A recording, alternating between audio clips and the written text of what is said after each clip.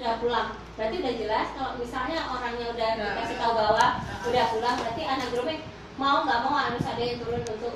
Iya kan biasa aku SMS Mbak jemputnya nanti malam saya habis maghrib saya jemput. Tahu-tahu jemputnya habis maghrib jam 10 baru dijemput. Ya kan biasanya anak grooming kan biasanya kan kayak tadi kamu ngomongnya pas lagi paling ngeringin kamu grooming anak kaset di atas ngambil, nah itu kan berarti kan siap kerjanya.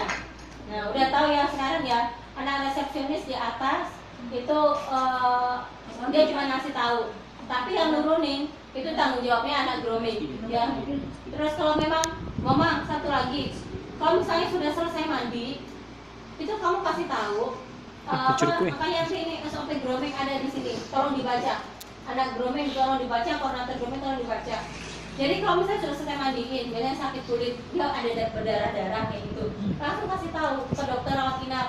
Biasanya kamu gitu, kalau ada penyakit darah langsung turun. Pas ngerjain itu kalau ada memang luka langsung turun. Bukan, sama kalau yang ada catatannya dokter.